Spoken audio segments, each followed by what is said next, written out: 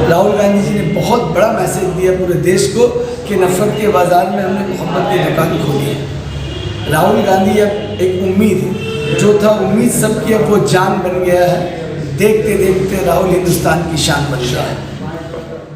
राहुल गांधी और भारत जोड़ो यात्रा को मिल रही जबरदस्त कामयाबी ने कांग्रेस मुक्त भारत का सपना देखने वालों के होश उड़ा दिए हैं। भारत जोड़ो यात्रा ने न सिर्फ कांग्रेस में एक नई जान फूंक दी है, बल्कि बड़ी तादाद में आम लोग, सामाजिक कार्यकर्ता और दूसरे दलों के नेता भी कांग्रेस के साथ जुड़ने लगे हैं। आज कोलकाता में कई प्रमुख सामाजिक कार्यकर्ता अपने समर्थकों के साथ कांग्रेस में शामिल हुए। पश्चिम बंगाल प्रदेश कांग्रेस माइनॉरिटी डिपार्टमेंट के चेयरमैन शमीम अख्तर ने पार्टी का झंडा देकर उनका कांग्रेस में स्वागत किया। कांग्रेस में शामिल होने वाले सामाजिक कार्यकर्ताओं अताउल मुस्तफा, फैयाज अहमद और मोहम्मद मतीन खान की हावड़ा जिले में अच्छी पकड़ है। उनका कहना है कि आज जो देश का माहौल है उसमें सिर्फ कांग्रेस ही देश को बचा सकती है। कई पार्टियां तो ऐसी हैं जो पब्लिक के सामने तो बीजेपी और नरेंद्र मोदी और अमित शाह को बुरा भला कहती हैं, लेकिन हकीकत में सभी बीजेपी से मिले हुए हैं। अताउल मुस्तफा साहब, आप आज कांग्रेस ज्वाइन की। कांग्रेस ज्वाइन करने का मकसद क्या सोच थी कि अभी तो सब टीएमसी का ज़माना है, बीजेपी का ज़माना, आप कांग्रेस ज्वाइन कर रहे हैं? सबसे पहले मैं बताऊं, कांग्रेस ज्वाइन करने का मकसद ये है कि ये सबसे ओल्डेस्ट पार्टी है इंडिया की, और जब इतिहास को खंगाला जाएगा तो इतिहास के सुनहरे अक्षरों में दर्ज है कांग्रेस का जो जद्दोजहद रहा है, जो लड़ाई रही है अंग्रेज़ों के खिलाफ, और देश को आज़ादी में जो रोल रहा है वो कांग्रेस पार्टी का बहुत अहम रोल रहा है।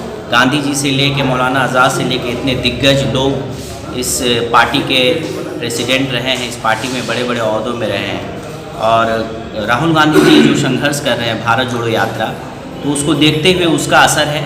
आप दीगर स्टेट्स में भी देख रहे हैं और बंगाल में भी इसका असर देख रहे हैं। तो हम लोगों को ऐसा महसूस हुआ कि जब एक शख्स ठंड में, बरसात में, गर्मी में भी कुछ ना देखते हुए देश को बचाने की तरफ जो अग्रसर हुआ है, तो उसको हम लोगों को भी फ़र्ज़ बनता है कि हम लोगों को भी अपने देश को जो हालात हैं अभी, जो महंगाई है, जो चरम सीमा पे है, बेरोज़गारी चरम सीमा पे है, इसको बचाने का। और बीजेपी को अगर कोई टक्कर दे सकती है, अगर कोई हरा सकती है, तो वो सिर्फ इंडियन नेशनल कांग्रेस है।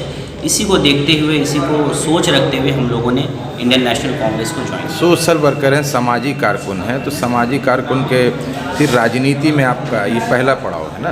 पहला पड़ाव नहीं है, ये तो नहीं बोल सकते। हाँ, एक्चुअली तो सब कांग्रेसी है। अब क्या है, मैंने एक जिम्मेदारी लिया है। अब जो है जिम्मेदारी लेके सामने आकर काम करने की कोशिश है, ये काम करें। कांग्रेस में जो आए हैं, क्या ये भारत जोड़ो यात्रा का असर है? भारत जोड़ो यात्रा का असर नहीं है। ये जो माइनॉरिटी के मुसलमान हैं बंगाल में, जो ये सोचते हैं कि टीएमसी कर रहे हैं तो मुसलमान यहाँ पर सेफ है, तो यहाँ ये ईमान की कमज़ोरी है उनको। अच्छा, क्योंकि मुसलमान हैं तो ईमान है। ईमान ये है कि अल्लाह हमें पालता है, खिलाता है, बचाता है, तो टीएमसी के औकात नहीं जो हमको बचाए। जो भी मुसलमान इस ख्याल से भी पार्टी कर रहे हैं कि टीएमसी करेंगे तो बिजनेस होगा, टीएमसी करेंगे तो आराम से रहेंगे, तो ऐसा कुछ भी बिल्कुल भी नहीं। आज मैं जब आ रहा था पीसीसी, तो मैंने फॉर्चून रोड पे देखा बीजेपी और टीएमसी का जो झंडा है ना, वो एक साथ जुड़ा हुआ है। तो वो कहते हैं मोदी खराब है, मोदी कहता है दीदी खराब है, और ये तो दोनों मिला हुआ है। मैंने आज ही देखा।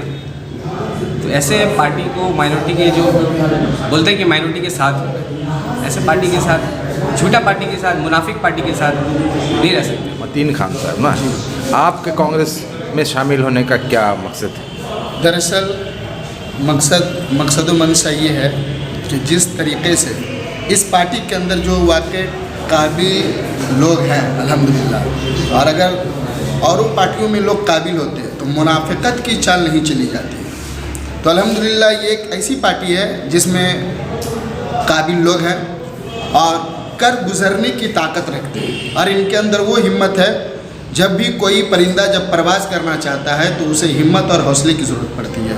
तो अल्हम्दुलिल्लाह इस पार्टी में ऐसे हैं। और बिलखुसूस फ़िलहाल जो चल रहा है हमारे यहाँ, हमारी भारत में, तो राहुल साहब किबला ने जिस अंदाज से उन्होंने किसी चीज़ को नहीं देखा और ना देखकर एक हद की तरफ वो चले जा रहे हैं, तो इन तमाम चीज़ों को देखकर हम लोगों के दिलों में एक चीज़ उजागर होती है कि हम भी बिल्कुल इसमें साथ हो सकते हैं, और अगर साथ चले तो इंशाअल्लाह तबारक व ताला हमें उम्मीद है कि हम फिर कल के तरह बड़ा होंगे और इंशाअल्लाह कल फिर हमारा नाम होगा।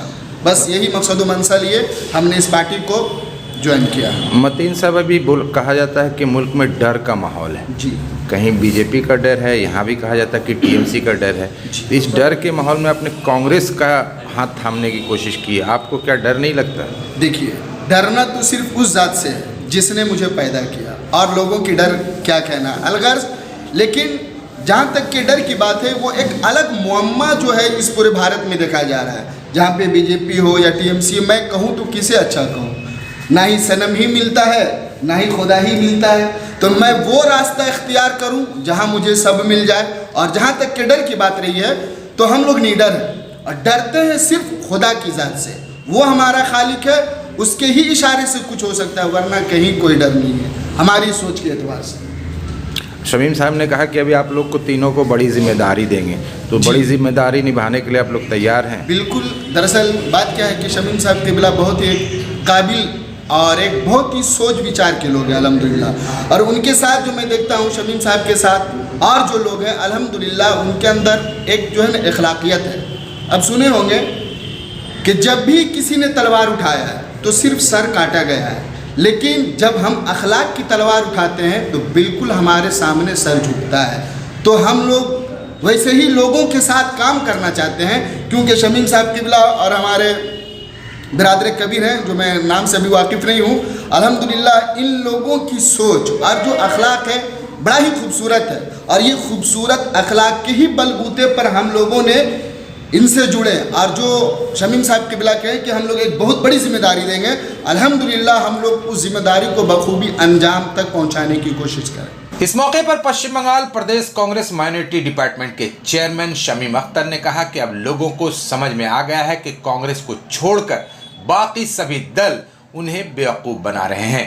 सिर्फ कांग्रेस ही देश का विकास कर सकती है। उन्होंने इल्जाम लगाया कि पश्चिम बंगाल के ममता राज में मुसलमानों की वक्फ संपत्ति की लूट हो रही है।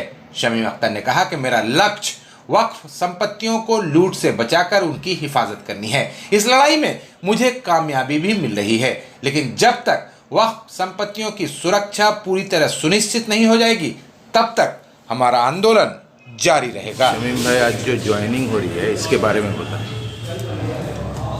आज जो कुछ लोग ज्वाइन किए हैं, क्या है? हाँ, ये आज जो ज्वाइनिंग है, ये आप लगातार मेहनत कर रहे हैं, उस मेहनत का लग रहा अंजाम, जो रिजल्ट है आहिस्ता आहिस्ता सामने आ रहा है, मेहनत रंग ला रही है। देखिए, वक्त आ गया है कि सारे लोग जिन्होंने जंग आज़ादी की लड़ाई लड़ी थी, जिन लोगों ने 200 सालों की अंग्रेज़ों की ग़ुलामी के बाद इस मुल्क को आज़ाद करवाया, 70 साल इस मुल्क को बनाने में लगाया, जिस पार्टी की अगुवाई में इस देश को कानून मिला, संविधान मिला, आज उसी संविधान को खतरा है, उस कानून को खतरा है जिस देश की आज़ादी के लिए लाखों लोगों ने कुर्बानी दी अपनी जानों की। उन कुर्बानियों को ख़त्म किया जा रहा है। उसको बचाने के लिए राहुल गांधी जी भारत जोड़ो के तहत निकले हैं कन्याकुमारी से कश्मीर तक। उसी का ये नतीजा है, और ये हम लोगों की कोशिश है कि और अच्छे अच्छे लोगों को, ये 3 लोग हैं, अगर मैं चाहता तो आज 100 लोगों को भी ज्वाइन करवा सकता था, लेकिन 3 लोगों को इसलिए इन लोगों को फ्रंट में लाकर ज्वाइन करवाया गया क्योंकि इन लोगों के चेहरे से 300 लोग ये लोग ज्वाइन करवाएंगे और कांग्रेस को मजबूत करेंगे। तो हम लोगों की कोशिश है कि अच्छे अच्छे लोगों को लाएं, और ख़ास तौर से अक़लियत के लोग कि वक्त आ गया है कि कांग्रेस की तरफ जुड़े, इस मुल्क को बचाने के लिए, इस मुल्क के कानून और संविधान को बचाने के लिए, इस मुल्क की आज़ादी को बचाने के लिए। शमीम भाई, भारत जोड़ो यात्रा का आपने जिक्र किया, पूरे हिंदुस्तान में बहुत ज़बरदस्त रिस्पांस मिल रहा है, बंगाल में भी शुरू हो गया है जी। तो क्या और ज़्यादा से ज़्यादा लोग, अभी तो 3 आपने कहा, आपको उम्मीद है ज़्यादा से ज़्यादा लोग कांग्रेस की तरफ लौट कर आएंगे?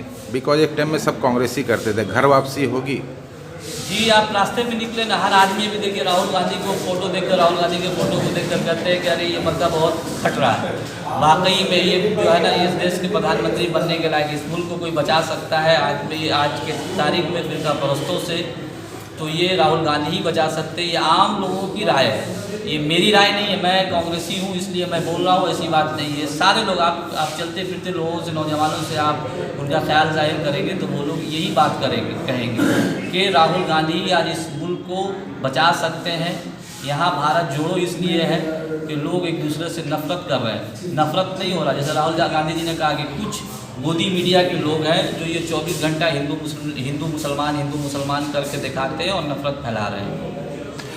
शमीम भाई, ये जो आप तो कांग्रेस बंगाल में कमज़ोर है इस बात को मानेंगे, और ख़ास के आपका जो माइनॉरिटी डिपार्टमेंट था ये तो और भी कमज़ोर था। आपके आने के बाद थोड़ी तहरीक शुरू हुई है, थोड़ी हलचल हुई है, तो आपने कोई टारगेट रखा है कि मुझे माइनॉरिटी को यहाँ तक ले जाना है और लोगों को जोड़ना है, कुछ ऐसा अपने? देखिए, 10 सालों से ममता बनर्जी ने अक़लियतों को कुछ दिया नहीं है। उन्होंने बहुत सारे वादे किए थे, मैं उनको गिनवाना नहीं चाहता हूँ, वक्त बहुत मिलेगा।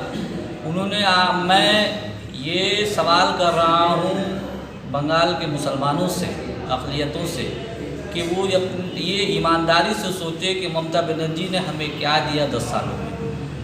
लेकिन लेने के नाम पर हमारा वोट लिया, चलिए वो तो वोट हमें देना ही था मोदी के नाम पर डराकर। दूसरी चीज़, जो हमारे आबा व अजदाद ने जो जायदाद कौम के लिए छोड़कर गए थे ताकि हमारे आने वाली नस्लें जो होंगी वो रास्ते में भीख नहीं मांगेंगी, ये एक टारगेट के तहत उनसे वो बेनामी तरीके से ख़रीदो फरोख्त हो रहा है, जबकि वक़्फ़ की ज़मीन खरीदी नहीं जा सकती और बेची भी नहीं जा सकती। ज़्यादा से ज़्यादा उसे 30 साल के लिए लीज़ पर दिया जा सकता है, लेकिन यहाँ पर बिल्डिंगें बन रही हैं, इमारतें बन रही हैं। तो मेरा टारगेट सिर्फ वक्फ बोर्ड को इसलिए मैं करता हूँ कि अगर वक्फ की जायदाद अगर हमारे हक़ में आ जाए और उसका सही जगह इस्तेमाल किया जाए तो हमारे बहुत सारे मसले हैं जो हल होंगे। एजुकेशन का मसला है, गरीबों की शादी का मसला है, बच्चों जो मदरसे में पढ़ रहे हैं उनका मसला है, तो बहुत सारे मसले हल होंगे। लेकिन ये टारगेट के तहत, क्योंकि मुसलमानों को इससे मतलब जो इसको कमज़ोर करूँ, अगर उनकी माली हालात को टारगेट किया जाएगा तो जाहिर सी बात है कि वो परेशान रहेंगे, ना वो तालीम की तरफ सोचेंगे, ना वो किसी चीज़ की तरफ सोचेंगे। वो ये सोचेंगे कि 2 वक्त की रोज़ी रोटी मुझे कैसे मिले। तो ये मुसलमानों को रोड पे लाने की कोशिश की जा रही है। ये 10 सालों से गनी साहब बैठे हुए, ये ममता बनर्जी की सरकार ये जानबूझकर ये चीज़ कर रही है। टीएमसी एक वक्त था जब सीबीआई जांच की मांग करती थी, आज 11 साल हो गए हैं और वक़्फ़ का मुद्दा ही ख़त्म कर दिया। आपने बहुत ज़ोर शोर से इसको उठाया, एक आंदोलन की शक्ल दी है, कितनी कामयाबी मिली है और आप किसको कहाँ तक लेके जाएंगे? अल्लाह का शुक्र है कि मैंने पहली लड़ाई, और एक चीज़ में ये घोटाला कितना बड़ा है उसको भी ज़रा बताएंगे आप। ये मैंने पहली लड़ाई जब अधीर रंजन चौधरी साहब ने मुझे 23 दिसंबर के दिन रामलीला मैदान में, जब मैं 12 अक्टूबर को चेयरमैन बना, तो उन्होंने बोला कि शमीम वक़्फ़ की जायदाद के लिए लड़ो, अगर वो लड़ोगे तो कोई भी मुसलमान यहाँ मिस्कीन नहीं रहेगा। मैंने उनकी बात को अपने जहन में रखा और मैं मुसलसल कोशिश करता गया। मुझे ये नहीं समझ में आया कि मैं कहाँ से शुरू करूँ, लेकिन अल्लाह की मदद मुझे मिली और एक कब्रिस्तान की ज़मीन मेरे हाथ आई कि यहाँ घोटाला हुआ है, ये कब्रिस्तान की ज़मीन बिकी है।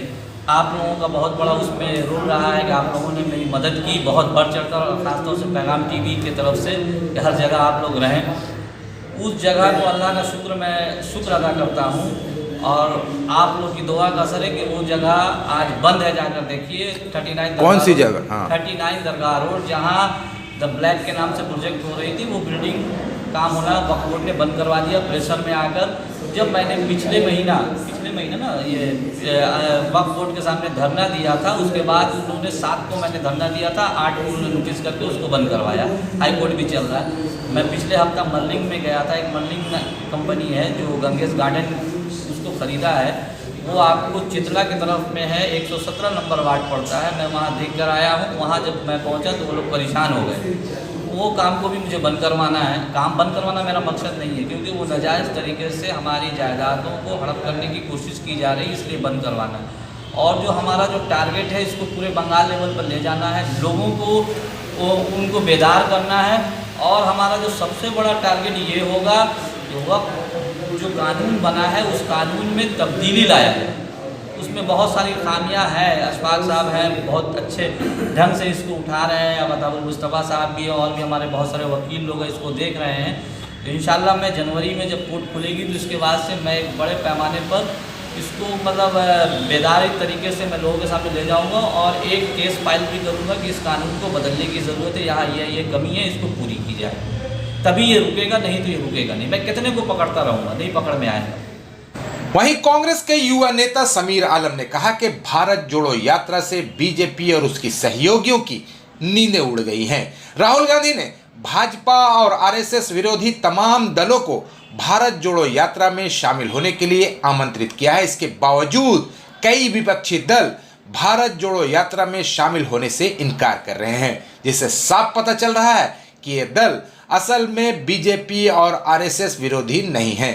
समीर आलम ने बंगाल के सभी लोगों से भारत जोड़ो यात्रा में शामिल होने की अपील भी की है। भाई आज कुछ लोग ज्वाइन किए हैं, तो इनके बारे में कहिए, इससे कांग्रेस को कितनी मजबूती मिलेगी? देखिए, ये कुछ लोग नहीं हैं, मैंने जैसे सोशल मीडिया के माध्यम से देखा है, इन लोगों के साथ एक लोगों के साथ 500 हज़ार लोग हैं, इनके फॉलोअर्स हैं, इनको चाहते हैं, इनको प्यार करते हैं। सिर्फ हावड़ा नहीं, आप कलकत्ता, हावड़ा, इस इलाके में मैंने देखा इन लोगों को चाहने वाले लोग इनसे प्यार करते हैं।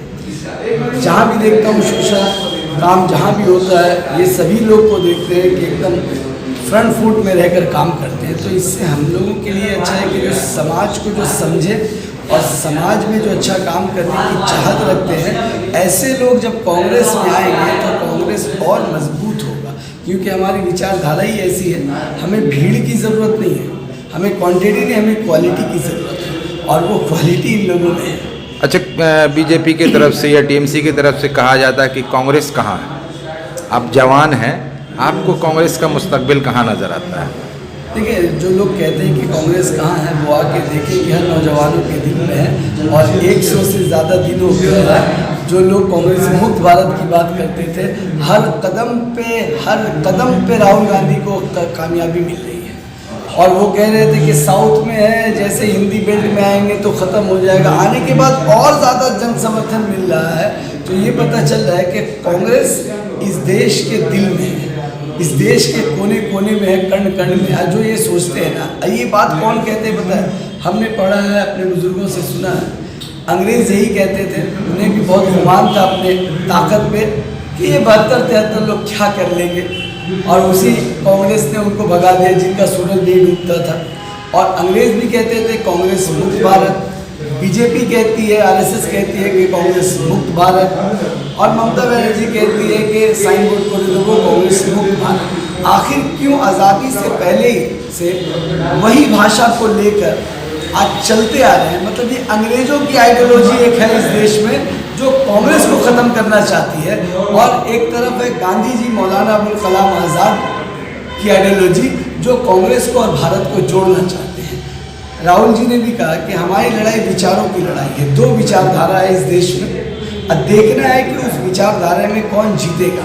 हम बम, गोली और बंदूक तलवार से लड़ने वाले लोग नहीं हैं। हम गांधी, वो गुंडागर्दी पे भरोसा रखते हैं, हम गांधीगिरी पे भरोसा रखते हैं। अब देखना है कि गुंडागर्दी में ज़्यादा दम है या गांधीगिरी में। जो राहुल गांधी ने टीएमसी को दावत दी थी भारत जोड़ो यात्रा में शामिल होने की, क्यों शामिल नहीं हुए? ये तो टीएमसी बता सकते हैं। राहुल गांधी ने ये कहा, उन्होंने सभी पार्टियों को कहा, और ये भी कहा कि जो बीजेपी के खिलाफ और आरएसएस के सोच के खिलाफ है वो सभी आए, जो नहीं आए मतलब वो उनके सोच के साथ है। अगर टीएमसी बीजेपी के सोच के साथ है तो ऐसी पार्टी का आना नहीं चाहिए, और अगर नहीं उसके सोच के साथ है, बीजेपी के खिलाफ है, तो आपको सामने आना चाहिए, दिखाना चाहिए, क्योंकि आप कांग्रेस से ही कट के आए हैं। और मैं टीएमसी की दोहरी नीति है या दोगली नीति है मुझे समझ में नहीं आता। आप लोग मीडिया के बंधु और जो पब्लिक हमें सुन रही है, मैं उनसे पूछना चाहता हूँ कि आखिर क्यों हर बार ये कहती कुछ है करती कुछ है? मुसलमानों के लिए जितने सारे वादे किए थे वो सारे एक भी पूरे नहीं। तो मैं चैलेंज कर रहा हूँ आपके मीडिया के माध्यम से, बंगाल में आज 11 से 12 साल हो गए हैं टीएमसी हुकूमत का। जैसे मुसलमान लोग कहते हैं कि मुसलमानों के लिए बहुत कुछ किया गया, 5 काम बता दे सरकार या टीएमसी का कोई भी नेता कि स्पेशली 5 काम मुसलमानों के लिए हुआ, तो मैं मान लूँगा कि ममता बनर्जी ने शायद कुछ काम किया। आखिरी सवाल, राहुल गांधी की क़यादत में भारत जोड़ो यात्रा को ज़बरदस्त कामयाबी मिल रही है, इसमें कोई शक व शुबा नहीं है, बंगाल में भी शुरू हुआ है भारत जोड़ो यात्रा। बंगाल में भारत जोड़ो यात्रा कितनी कामयाब रहेगी, इसके बारे में? अभी तो इब्तिदाई शहर होता है क्या, आगे आगे देखिए होता है क्या। तो अभी शुरुआत है, और जैसे हमने सागर में देखा है कि हर जगह से लोग जुड़ रहे हैं और लोग जुड़ भी रहे हैं, आ भी रहे हैं। हर दिन यहाँ भी रैलियों में भीड़ हो रहा है, और 2 तारीख के दिन भारत जोड़ो यात्रा कलकत्ता एंट्री कर रहा है। तो मैं आपके माध्यम से लोगों से अपील करूंगा कि आप सब लोग तारातल्ला से शुरू होगा और हम शाम बाजार में छोड़ेंगे। तो जो लोग वहाँ से जुड़ना चाहते हैं वहाँ से जुड़ सकते हैं। 2 बजे से पीसीसी से भी अगर आप लोग चाहें तो आप जुड़ सकते हैं। यहाँ से हम लोग वहाँ तक जाएंगे और नफ़रत को मिटाना है, मोहब्बत को। राहुल गांधी जी ने बहुत बड़ा मैसेज दिया पूरे देश को कि नफ़रत के बाज़ार में हमने मोहब्बत की दुकान खोली है। राहुल गांधी अब एक उम्मीद, जो था उम्मीद सबकी, अब वो जान बन गया है। देखते देखते राहुल हिंदुस्तान की शान बन गया है।